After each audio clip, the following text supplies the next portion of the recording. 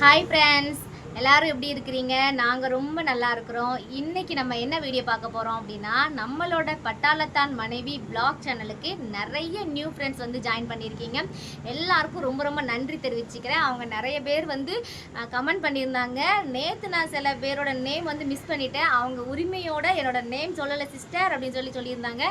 கண்டிப்பாக அவங்க யார் என்ன அப்படின்னு சொல்லி இந்த வீடியோவில் சொல்ல போகிறேன். அதுக்கு முன்னாடி வந்து நேற்று நான் ஒரு வீடியோ போட்டிருந்தேன்னா, அதில் எனக்கு ஹிந்தி தெரியாது, கொஞ்சம் கொஞ்சம் தான் தெரியும் அப்படின்னு சொல்லியிருந்தேன்னா, அந்த ஹிந்தி தெரியாமல் போனதுக்கு யார் காரணம்? இப்போ நான் ஹிந்தி வந்து கற்றுக்கிட்டு இருக்கேன் முயற்சி பண்ணி. அதாவது ஹிந்தியில் வந்து கற்றுக்கவே கூடாதுன்னு நினச்சிட்டு இருந்தேன். நான் வந்து என்னோட தன்மானத்தை வந்து தூண்டிட்டாங்க அப்படின்னு சொல்கிற மாதிரி என்னை அவமானப்படுத்திட்டாங்க. அதனால தான் நான் வந்து ஹிந்தி கற்றுக்க போனேன். என்னை யார் அவமானப்படுத்தினாங்க அப்படின்னு சொல்லி வீடியோவில் சொல்கிறேன். வாங்க, நான் ஃபஸ்ட்லேருந்து சொல்கிறேன். நாங்கள் கோட்ரஸில் இருக்கிறது வந்து டெல்லியில் இப்போ இருக்கிறோம். ஆனால் இதுக்கு முன்னாடி என்னோட ஹஸ்பண்டோட நான் எங்கெங்கெல்லாம் கோட்ரஸில் இருந்திருக்கேன் அப்படின்னு ஷார்ட்டாக சொல்லியிருந்தேன். அங்கே நான் ஏன் ஹிந்தி கற்றுக்கிடலை அப்படிங்கிற ரீசனையும் நான் சொல்லியிருந்தேன். ஓகேவா? ஃபஸ்ட்டு வந்து பார்த்தீங்கன்னா, நாங்கள் பஞ்சாபில் போயிருந்தோம். தம்பி வந்து பெரிய பையன் வந்து குட்டியாக இருக்கும்போது 1 வயசில். அப்போ வந்து என்னென்னா, ஒரு 3 மாதம் மட்டும்தான் நாங்கள் கோட்ரஸ் போயிருந்தோமா. நம்ம ரொம்ப இருக்க மாட்டோம். ஏன்னா அவங்களோட வேலை அப்படி. நம்ம போய் ஃபேமிலி வைப்பாங்க, திடீர்னு அங்கே எங்கேயாவது அவங்கள அனுப்பி விட்ருவாங்க. அப்போ நம்ம தனியாக இருக்க முடியாதுன்னு சொல்லி வீட்டுக்கு அனுப்பிடுவாங்க. அந்த மாதிரி தான் நம்ம லைஃப். பார்க்குறவங்க நிறைய பேர் ஆர்மி ஃபேமிலியிலேருந்து தான் பார்க்குறீங்க. உங்களுக்கு தெரியும் நம்மளோட லைஃப் எப்படின்னு சொல்லி. அதாவது ஒரு இடத்துல உட்கார மாட்டோம். நம்ம போனால் வந்து 2 மாதம் இருந்துக்கலாம், 1 மாதம் இருந்துக்கலாம், வெக்கேஷனுக்கு வேணால் யூஸ் பண்ணிக்கலாம். அந்த மாதிரி தான் இருந்துச்சுங்க எனக்கு. அதில் அங்கே போன உடனே ஃபஸ்ட்டு ஹிந்தி மொழியை கேட்கும்போது எனக்கு ரொம்பவே புதுசாக இருந்துச்சு. என்னடா இது, ஹிந்தி மொழி இப்படி இருக்குது, சுத்தமாக கனெக்டே ஆகலை. இப்போ கேரளா பாஷை கூட நம்மளோட கொஞ்சம் கனெக்ட் ஆகும்னு வச்சுக்கோங்களேன். சுத்தமாக கனெக்டே ஆகலை. நான் ட்ரெயினில் வரும்போதே இவர் எனக்கு ஹிந்தி சொல்லி கொடுக்குறாரு. அது வந்து தண்டா பாணி, கரம் பாணி அப்படின்னு சொல்லி. அதாவது பானினா தண்ணி, தண்டானா குளிர்ச்சியாம், கரம்னா சூடு. இதை மட்டும்தான், இந்த 3 வார்த்தை மட்டும் தான் நான் படித்தேன். அப்படி படிச்சுட்டு இருக்கு. இப்போ ட்ரெயினில் போவேல இந்த 3 வார்த்தை படித்தாச்சு. அங்கேயும் போய் இறங்கியாச்சு. அங்கே இறங்கின உடனே நம்மளுக்கு குவார்ட்டர்ஸ்லாம் கொடுத்துருந்தாங்க. அப்போ ஒரே ஒரு பையன் பெரியவன் மட்டும் இருந்தானே. அப்போ நான் அவனுக்கு சாப்பாடு ஊட்டுறது, அவனை பார்க்குறது அப்படி சொல்லி வீட்டுக்குள்ளே இருப்பேன். வெளியில் தம்பியை கூப்பிட்டு போனோன்னு வச்சுக்கோங்களேன், வெளியில் போகவே மாட்டேன். தனியாக பயந்து போய் யாராவது என்கிட்ட வந்து பேசிடுவாங்களோ, ஹிந்தியில் பேசிடுவாங்களோன்னு எனக்கு ஒரே பயம். ஹிந்திக்காரங்களை பார்த்தாலே கிட்டே போக மாட்டேன். அந்த மாதிரி இருந்தேன். அதனால தான் நான் ஃபஸ்ட்டு யூனிட்டில் 2 மாதம் இருக்கும்போது நான் ஹிந்தியை கற்றுக்கல. நான் என்ன நினச்சோம்னா, நம்ம என்ன இங்கேயே இருக்க போகிறோம், நம்ம ஊருக்கு நம்ம போக போகிறோம், நம்ம ஜாலியாக என்ஜாய் பண்ண வெக்கேஷனுக்கு வந்திருக்கிறோம், சுற்றி பார்த்தோமா, ஊரை பார்த்து போனோமா அப்படின்னு தான் இருக்கலான்ட்டு ஹிந்தி கிட்டேயே போகலை. அடுத்து 2015 சின்ன பையன் பிறந்தான். அதுக்கப்புறமும் ஒரு வாட்டி வந்து நாங்கள் ஒரு 2 மாதம் வந்து தம்பியோடைய ஸ்கூல் லீவுக்கு வந்து திரும்ப நாங்கள் ஒரு குவார்ட்டர்ஸ்க்கு போகிறோம். அது எங்கன்னு பார்த்தீங்கன்னா, மகாராஷ்டிராவில் நாக்பூர் அப்படின்னு ஒரு இடத்துல அங்கே ஒரு குவார்ட்டர்ஸ்க்கு போனோம். அங்கே இருந்தது பார்த்தீங்கன்னா கிட்டத்தட்ட 2 மாதம்னு போயிட்டு கிட்டத்தட்ட 3 மாதம் கிட்ட நாங்கள் அங்கே தான் இருந்தோம். அப்போ நான் ஏன் ஹிந்தி கற்றுக்கிடலை அப்படின்னு கேட்டிங்கன்னா, அப்போ எனக்கு ஹிந்தியோட வார்த்தைகள்லாம் தெரிஞ்சுக்கிச்சு. இப்படி பேசுவாங்க, சின்ன சின்ன வார்த்தை, இங்கே வா இதை ராஜா, அங்கே போ உதர் ஜா அப்படின்னு சொல்லி சின்ன சின்ன வார்த்தைகளை தெரிஞ்சுக்கிட்டேன். அப்போ வந்து என்ன பண்ணேன், என்னோட பெரிய தப்பு என்ன, நான் பேச மாட்டேன். எனக்கு என்ன மைண்டில் இருந்துச்சு அப்படின்னு கேட்டிங்கன்னா, நம்ம என்ன நார்த்லேயே வாழ போகிறோம், நம்மளே சும்மா வந்திருக்கோம், நமக்கு எதுக்கு ஹிந்தி, தமிழ் தான் நம்மளோட அடையாளம் அப்படின்னு சொல்லிட்டு நான் ஹிந்தியை கற்றுக்கிடலை. ஓகேவா? அதில் அந்த 4 மாதம் போயிடுச்சு. திரும்ப கொண்டு ஊரில் விட்டுட்டாங்க. திரும்ப ஊர்லேயே இருந்தோம். ஊரில் இருந்ததுக்கப்புறம் என்னாச்சுன்னா, தம்பி வளர ஆரம்பிச்சிட்டாங்க. பெரியவனும் 2ஆப்பு 3ஆப்பு அந்த மாதிரி வர ஆரம்பிச்சிட்டான். சின்னவனும் LKG UKG படிக்க ஸ்டார்ட் பண்ணிட்டான். அப்போ நமக்கு கொரோனா வந்து ஸ்டார்ட் ஆயிடுச்சு. 2020 நினைக்கிறேன் கொரோனா ஸ்டார்ட் ஆச்சு. அப்போ இவருக்கு என்ன பண்ணார், குவார்ட்டர்ஸ் எழுதி கொடுத்தாரு. அப்போது இவர் யூனிட்டுக்கு போகிறாரு. அங்கே போய் ஒரு குவார்ட்டர்ஸ் எழுதி கொடுக்காரு. உடனே குவார்ட்டர்ஸ் கிடச்சிட்டு. ஏன்னா கொரோனா டைமில் வந்து ரொம்ப வெக்கேஷனாக இருந்துச்சு. குவார்ட்டர் வந்து வெக்கேட்டாக இருந்துச்சு, யாருமே இல்லை, ஃப்ரீயாக இருந்துச்சு. ஏன்னா அங்கே இங்கேயும் ட்ராவல் பண்ண மாட்டாமல் நிறைய பேர் ஃபேமிலி கூட்டு வரல, வேண்டாம் எனக்கு இப்போ வேண்டாம்னு சொல்லி சொன்னதுனால எங்களுக்கு கிடச்சிது. அப்போ இவர் நாங்கள் ரிஸ்க் எடுத்து, அதாவது சான்ஸ்டா இதுதான், இந்த டைம் நம்ம போகலை அப்படின்னு சொன்னால் நம்ம லாஸ்ட் வரைக்கும் நம்ம ஊர்லேயே நம்ம காலம் கழிஞ்சிரும். பிள்ளைங்க அப்பா கூட இருக்கணும், அவரோட நம்ம லைஃப் குறை காலத்தையாவது மீதியாவது வாழலாம் அப்படின்னு சொல்லிட்டு ரிஸ்க் எடுத்து நாங்கள் கொரோனா டைமில் நாங்கள் மதுரா வந்தோம். அதாவது யூபிக்கு 2020. அப்போ நான் வர முன்னாடி இவர் ஒரே ஒரு விஷயம் வந்து கேட்டிருந்தேன், இப்போவும் நாங்கள் 1 மாதம் 2 மாதம் தான் வரப்போகிறோமா, இல்லை உங்கள் கூடவே நாங்கள் இருப்போமா? நான் கூடவே இருக்கிற மாதிரி இருந்தால் மட்டும்தான் வருவேன், சும்மா 1 மாதம் 2 மாதம் அப்படின்னா நான் வரமாட்டேன், பிள்ளைங்களோட படிப்பு இப்போ தான் ஆரம்பிக்குது அப்படின்னு சொல்லியிருந்தேன். அவர் சொன்னார், இல்லை நான் இருக்கிற வரைக்கும், அங்கே இருக்கிற வரைக்கும், அந்த யூனிட்டில் இருக்க வரைக்கும் நான் என் கூட தான் நீ இருப்பேன் அப்படின்னு சொல்லியிருந்தாங்க. ஓகே அப்படின்னு சொல்லி சந்தோஷமாக கிளம்பி வந்தாச்சு. வந்த உடனே ஏன் ஹிந்தி மொழி கற்றுக்கலான்ட்டு வரேன். அங்கே பார்த்தீங்கன்னா, நம்ம இப்போ சென்னைக்கு போய் வேலை கிடச்சிருக்கு அப்படின்னா அங்கே எப்படி இருக்கும், புதுசாக புதுசாக இருக்குமா, தமிழ் மொழி இருக்குமா, அதே மாதிரி தான் மதுராலையும் நிறைய தமிழ் பீப்புள். எங்கள் ஏற்ற வீட்டில் தமிழ்காரங்க இருக்கிறாங்க, எங்கள் பக்கத்து வீட்டில் தமிழ்காரங்க இருக்கிறாங்க. அதாவது அந்த டேபிள் மேட் இருக்குல்ல, மேல் வீட்டில் இருக்கிறாங்க, கீழ் வீட்டில் இருக்கிறாங்க, அப்படி சொல்கிற மாதிரி எங்களை சுற்றி சுற்றி தமிழ்காரங்க ஃபுல்லாக. நமக்கு என்ன பண்ணுவோம், ஆல்ரெடி மொழி தெரியாது, ஹிந்திக்காரங்களை பார்த்தா பேசுறதுக்கு பயமாக இருக்குது மொழி தெரியாமல். அப்போ என்ன, நம்ம ஆல்ரெடி போய் தமிழ்காரங்க கூட ஜாயின் பண்ணுறோம். அவங்க கூட தான் வாக்கிங் போகிறது, அவங்க கூட தான் பேசிகிட்டு இருக்குது, அவங்க கூட தான் ஜிம் போகிறது, அவங்க கூட தான் காலையில் மாலையில் எல்லாமே நம்ம அவங்க கூட தான் வாக்கிங்கு டாக்கிங்கு எல்லாம் போயிட்டுருக்கு. அப்போ நம்ம தமிழ் மொழி கற்றுப்போமா, கற்றுக்கவே மாட்டோம். ஏன்னா அவங்க நல்லா ஹிந்தி, அவங்க நிறைய ஹிந்தி கற்றுக்கிட்டாங்க. நான் வந்து ஹிந்தியை கற்றுக்கல, ஏன்னா அவங்க அதுக்கு முன்னாடி இருந்தே கற்றுக்கிட்டு வராங்களா. எனக்கு ஹிந்தி கற்றுக்கணும்னு அவசியம் இல்லைன்னு நான் வந்து அப்படி யோசிச்சுட்டு இருக்கேன். அப்போ கூட என்னோட ஹஸ்பண்ட் திட்டுவார், நீ என்ன 3 வருஷம் ஆச்சு இன்னமும் நீ கற்றுக்கிடலையா அப்படின்னு சொல்லி திட்டுவார். நான் அப்போ கூட கொஞ்சம் கூட கூச்சமே இல்லாமல் எனக்கு தேவையில்லை, எனக்கு அவசியம் கிடையாது, நான் எங்கே போகிறேன் அப்படின்னு சொல்லி அசால்ட்டாக இருந்தேன். ஓகேவா. அப்போ என்னை இவர் விட்டுட்டு போனார். நான் உள்ளுக்குள்ளே அந்த குவார்ட்டர்ஸ்குள்ளேயே கடைகள் இருக்கும், அங்கேயே எல்லாமே கிடைக்கும். ஹோட்டல் இருக்கும், முடி வெட்டுற கடை இருக்கும் பிள்ளைங்களுக்கு. நானே கூட்டு போய் முடி வெட்டினாலும் பிள்ளைங்க கொஞ்சம் பேச ஆரம்பிச்சிட்டாங்க. அதனால எனக்கு பிரச்சனை, நான் கூட்டு போயிட்டு அவங்க விட்டா சொல்டா அப்படின்னு சொல்லி தம்பி வச்சு சொல்ல வச்சு வெட்டிட்டு வந்துடுவேன் முடிய. தம்பிங்களுக்கு பசங்களுக்கு முடி வெட்ட போகணும்ல. அப்போ அதுக்கப்புறம் காய்கறி வாங்க போகணுன்னா அந்த காய்கறி மசாலா பொருள் லிஸ்ட் இருக்குல்ல, ஜீரா, அதுக்கப்புறம் இந்த கொத்தமல்லிக்கு என்னது, அந்த மிர்ச்சி பவுடர் என்னது அப்படின்னு சொல்லி சில மசாலா ஐட்டம்ஸோட பேர், அது கூட கடுகுனா என்ன அப்படின்னு சொல்லி கற்றுக்கிட்டேன். அப்புறம் காய்கறியோட பேர் ஒரு குறிப்பிட்டு ஒரு 10 காய்கறியோட பேர் மட்டும் கற்று வச்சுக்கிட்டேன். அப்படி சொல்லி தான் நாங்கள் வந்து கொஞ்சம் கொஞ்சமாக அந்த மதுராவில் வந்து ஹிந்தி தெரியாமல் ஒப்பேத்தி வந்தேன். ஓகேவா. அடுத்து பார்த்திங்கன்னா அடுத்து ஹிந்தி கற்றுக்காம வந்தேன். எங்கே ஹிந்தி கற்றுக்காததுக்கு யார் காரணம்னு தெரியுதா, நான் தான் காரணம். அடுத்த ஒரு விஷயம் கேளுங்க, என்னைய ரொம்ப தன்மானத்தை வந்து தூண்டி என்னை அவமானப்படுத்தின ஒரே ஒரு சம்பவத்தினால தான் நான் ஹிந்தி கற்றுக்கணும்னு ஆசைப்பட்டு இப்போ நான் தப்பாக ஹிந்தி பேசிகிட்டு இருக்கேன். அதாவது 50% ஓகே அப்படின்னு சொல்கிற மாதிரி பேசுவேன்னு வச்சுக்கோங்களேன். அதாவது பேசாமல் இருந்தேன் இது வரைக்கும், எனக்கு தெரியும், ஆனால் நான் பேசாமல் இருந்தேன்.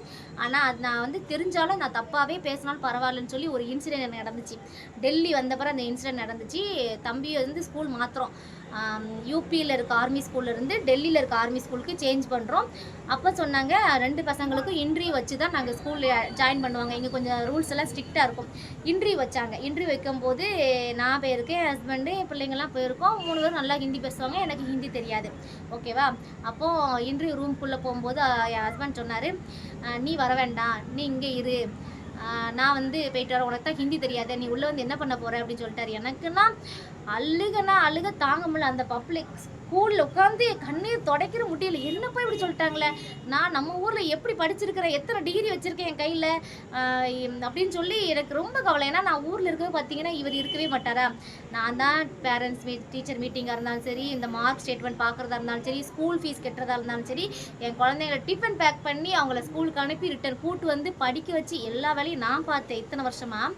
அவர் சொன்னார் போன வருஷம் அந்த டெல்லியில் அட்மிஷன் போடும்போது, உனக்கு என்ன தெரிய போது, நீ உள்ளே வந்துரு வரப்போகிற அப்படின்னு சொன்ன உடனே எனக்கு ரொம்ப என்ன சொல்கிறது, அவ்வளோ கவலையாயிடுச்சு. சாப்பிடவே இல்லை அன்றைக்கி. வந்து அவர் சொன்னது எனக்கு கவலை இல்லை, நான் இப்படி இருக்கேனே அப்படின்னு சொல்லி எனக்கு கவலையாச்சு. அதுக்கப்புறம் தான் நான் ஹிந்தி கற்றுக்கிடணும்ப்பா, என்ன பண்ணணும் ஏது பண்ணணும்னு சொல்லி நிறைய பேர் வந்து சின்ன சின்ன வார்த்தையெல்லாம் எழுதி பாருங்கன்னு சொன்னாங்க. நான் எழுதி பார்க்கக்கூடிய சின்ன சின்ன வார்த்தைகள்லாம் நான் கற்றுக்கிட்டேன். சென்டென்ஸ் மேக் பண்ண தெரியல. இப்போ வரைக்குமே எனக்கு கொஞ்சம் சென்டென்ஸ் மேக் பண்ண தெரியாது. நான் அரைகுறையாக ஆனால் பேச ஆரம்பிச்சிட்டேன். எனக்கு தெரியலனா கூட பரவாயில்ல, நான் பேச ஆரம்பிக்கணும்னு சொல்லி நான் இப்போ வந்து பேச ஆரம்பிச்சிட்டேன். ஹிந்தியில் ஓரளவுக்கு மேனேஜ் பண்ணுற அளவுக்கு நான் பேசுவேன். ஒரு 50, அதான் சொன்னல 50% அளவுக்கு நான் பேசுவேன். அன்னைக்கு எனக்கு வந்து என் ஹஸ்பண்ட் வந்து அப்படி சொன்னது வந்து என்னை ஹேட் பண்ணதுக்கு சொன்னாரா, இல்லை உண்மையாகவே அவர் என்னை வேண்டான்னு சொன்னாரான்னு நான் எடுத்துக்கல. நான் என் பிள்ளைங்களோட ஒரு விஷயத்தை என்னால் பண்ண முடியாது, உனக்கு தெரியாது அப்படின்னு சொல்லும் போது தான் எனக்கு அது உணரவே ஆரம்பிச்சது. நான் வந்து இன்றைக்கி சும்மா இங்கே இருந்தாலோ, இங்கே நான் பர்மனெண்ட்டாக இருந்தாலோ, டெம்பரரியாக இருந்தாலோ, நம்ம குழந்தைங்களுக்கு நம்ம சொல்லிக் கொடுக்கணும். அவங்க டீச்சர் என்ன சொல்கிறாங்க நம்ம கேட்கணும். அந்த இன்ட்ராக்ஷன் வேணும்னு நான் நினச்சேன். இத்தனை நாள் நம்ம கைக்குள்ளே இருந்த ஒரு விஷயம் இப்போ நமக்கு அது உனக்கு தெரியாது போ வெளியே அப்படின்னு சொல்லும்போது அது ரொம்ப வலிச்சுது. எனக்கு ரொம்ப அவமானமாக இருந்தது. ஆனால் உண்மையிலே அவர்கிட்ட நான் பேசவே இல்லை. அந்த நாள் ஃபுல்லாக பேசல. அவர் அது எதுக்குன்னே தெரியல. அதுக்கப்புறம் நான் சொல்ல பிறகு தெரிஞ்சுதான் யதார்த்தமாக தான் சொன்னேன் அப்படின்னு சொன்னார். இருந்தாலும் நம்ம தப்பு நம்ம மேலே தான் இருக்குன்னு சொல்லிட்டு நான் கற்றுக்க ஆரம்பித்தேன். இப்போ என்னால் ஓரளவுக்கு சென்டென்ஸை மேக் பண்ணி நான் பேச ஆரம்பிச்சிடுவேன். இப்போ இந்த வீடியோவை யாராவது என்ன மாதிரி ஹிந்தி கற்றுக்காமல் இருந்தீங்க அப்படின்னு சொன்னால் தயவு செஞ்சு வீட்டை விட்டு வெளியில் வாங்க. ஹிந்திக்காரங்களை பார்த்து நீங்கள் பேசுங்க. பேசுனா அவங்க நல்லா தான் பேசுகிறாங்க. ஸ்டார்டிங் ஸ்டேஜில் வந்து நம்ம பேசும்போது நிறைய இருக்கும், நம்மளை கிண்டல் பண்ணுவாங்க, நம்ம சும்மா போனாலே நம்மளை பார்த்து சிரிக்கிற மாதிரி இருக்கும், நம்மளை பார்த்து கிண்டல் பண்ணுற மாதிரி இருக்கும். அதுக்கெல்லாம் பயந்து போய் தான் நான் வீட்டை விட்டு வெளியில் வரல.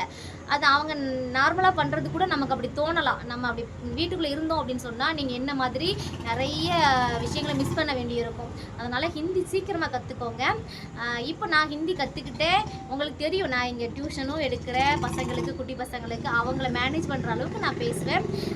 என்ன ஒரு விஷயம்னா, எனக்கே ஒரு காம்ப்ளெக்ஸ். என்ன காம்ப்ளெக்ஸ் சொல்கிறது, ரொம்ப என்னடா நமக்கு தெரியல அப்படின்னு சொல்லிட்டு. ஆனால் ஆப்போசிட் டிவி சொல்லுவாங்க, ஓகே நீங்கள் ஒரு 70% ஓகே, இன்னும் சில பாஸ்ட் டென்ஸு ஃப்யூச்சர் டென்ஸ்னால் தான் சொல்லல, இறந்த காலம் நிகழ்காலத்தில் மட்டும் கொஞ்சம் மிஸ்டேக் பண்ணுறீங்க, அதை கரெக்ட் பண்ணுங்க அப்படின்னு சொல்லுவாங்க. இதுதான் நான் ஹிந்தி கற்றுக்காமல் இருந்ததுக்கான காரணமும். என்னோட வந்து ரொம்ப என்னோடய தன்மானத்துக்கு இழுக்க வந்து செயல்பட்ட என் வீட்டுக்காரும் தான் இந்த ஹிந்தி கற்றுக்கிறதுக்கான முக்கியமான காரணமும். ஓகேவா? இப்போ வாங்க, நம்ம சப்ஸ்கிரைபர் ஃப்ரெண்டு யாரெல்லாம் நமக்கு கமெண்ட் பண்ணியிருக்கா, நம்ம ஃபேமிலியில் ஜாயின் பண்ணியிருக்கோம் அப்படின்னு சொல்லலாம். நம்ம ஃபேமிலி எப்போதும் போல் ரெகுலராக பார்த்துட்ருக்க எல்லாருக்கும் ரொம்ப நன்றி. நம்ம இப்போ புதுசாக வந்தவங்களை அவங்க சார்பாக இன்வைட் பண்ணியிருந்தேன். புதுசாக வந்தவங்களோட நேம் வந்து மறந்து போச்சுங்க. அதனால் நான் வந்து பாருங்கள் பிட்டு காப்பி எனக்கு எழுதி கொண்டு வந்திருக்கிறேன். அதில் வந்து ஃபஸ்ட்டு ஒருத்தங்களை நான் சொல்லியே ஆகணும். பிரியா வெங்கட் அப்படின்னு ஒரு ஐடியிலேருந்து ஒரு சிஸ்டர் கால் பண்ணியிருந்தாங்கன்னு சொல்கிற பாருங்க, மெசேஜ் பண்ணியிருந்தாங்க. அவங்க ஒரு விஷயம் சொல்லியிருந்தாங்க. அது வந்து நான் அவங்களுக்கு ஆன்சர் பண்ணியிருந்தேன். பிரியா சிஸ்டர், நான் ஒரே ஒரு விஷயம், நான் அதை இப்போ சொல்லலை, நான் ஒரே ஒரு விஷயம் சொல்கிறேன். எப்போதுமே கடந்ததை நினச்சி கவலைப்படாமல் இருக்கிற காலங்களில் நம்ம வந்து பாசிட்டிவாக கொண்டு போகணும். ஓகேவா? அதனால் பி ஸ்ட்ராங். இதுதான் நீங்கள் எனக்கு சொன்னீங்க எல்லாருமே. நான் பிரியா சிஸ்டருக்கு சொல்கிறேன், பி ஸ்ட்ராங் சிஸ்டர். எதுவும் நினச்சி நீங்கள் ஃபீல் பண்ணாதீங்க. அடுத்து பார்த்தீங்கன்னா, இன்னொரு சிஸ்டர் என்னை உரிமையோடு கேட்டாங்களே, அந்த சிஸ்டர் வந்து பிரியா சிஸ்டர். அவங்களும் குவார்ட்டர்ஸில் இருக்கிறாங்க, நம்மள மாதிரி தான் பெங்களூரில் இருக்கிறாங்க. சிஸ்டர் நான் சொல்லிட்டேன், ஹாய் சிஸ்டர், ஒரு ஹாய் சொல்லிடுங்க. அடுத்து பார்த்தீங்கன்னா, டெல்லி கேண்ட்லேருந்து 2-3 கமெண்ட் வந்துச்சுங்க. நாங்களும் டெல்லி கேண்டில் தான் இருக்கோம் அப்படின்னு சொல்லி. நீங்கள் பார்த்தீங்க அப்படின்னா டெல்லி கேண்டில் எங்கே இருக்கீங்கன்னு சொல்லி கமெண்ட்டை சொல்லுங்கள். அடுத்து பார்த்தீங்கன்னா, யூபியிலேருந்து சங்கீதா சிஸ்டர். ஐ திங்க் இந்த சிஸ்டர் வந்து நான் வந்து என்னோட விளாக் சேனல், இன்னொரு விளாக் சேனல் வச்சுருந்தேன், உமா ஃப்ரம் தென்காசின்னு ஒரு சேனல் வச்சுருந்தேன்னா, அப்போவே இந்த சிஸ்டர் நம்மகிட்ட கமெண்ட் பண்ணியிருக்காங்கன்னு நினைக்கிறேன். அந்த சங்கீதா சிஸ்டர் யூபி சிஸ்டரா? எனக்கு டவுட்டாக இருக்குது, அவங்க தான் நினைக்கிறேன். அவங்களா இருந்தீங்க அப்படின்னா ஹாய். புதுசாக யாராவது இருந்தால் கூட ரொம்ப ஹாய். நம்ம சேனலில் வந்து பார்த்ததுக்கு, நீங்களாம் எனக்கு ஆறுதல் சொன்னதுக்கு. இன்றைக்கி நான் ஏன் இவ்வளோ பேசுகிறேன்னா, இப்போ தான் நான் தமிழ் மொழியே பேசுகிறேன். காலையிலேருந்து எதுவுமே பேசாமல் இப்போ தான் நான் பேசுகிறேன். அதனால தான் இவ்வளோ கடகடன்னு பேசுகிறேன், தப்பாக எடுத்துக்காதீங்க. அடுத்து பார்த்திங்கன்னா, இன்னும் புதுசாக நிறைய வந்திருக்காங்க. நம்ம ஆல்ரெடி இருக்கக்கூடிய உறவுகள், நம்ம ஜீவா சிஸ்டராக இருக்கட்டும், நம்ம கண்ணம்மா விளாக், கேஜிஎஸ் விளாக், கோத்தனூர் அம்மன், நம்ம தேவிகா சிஸ்டர், அது போக சங்கீதா சிஸ்டர், ஆரணி சிஸ்டர், எல்லாமே நிறைய இருக்கிறாங்க. நம்ம ஃபேமிலி ரொம்பவே பெருசாகிக்கிட்டே இருக்குது. ரொம்ப சந்தோஷமாக இருக்குது. எனக்கு இவ்வளோ பேசுனது கூட இன்னும் பத்தலை. என்னோட வீடியோ லென்த்தாக போகுது, எல்லாருக்கும் போர் அடிச்சிடும். நான் பேசி போர் அடிக்காமல் நான் பேசுகிறேன்.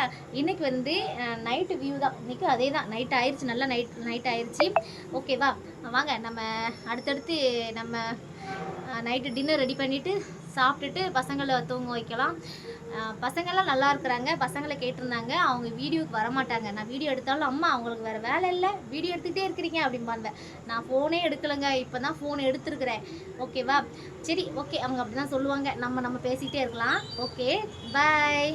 இந்த வீடியோ பிடிச்சிருந்துச்சி அப்படின்னா லைக் பண்ணிக்கோங்க. பாய்.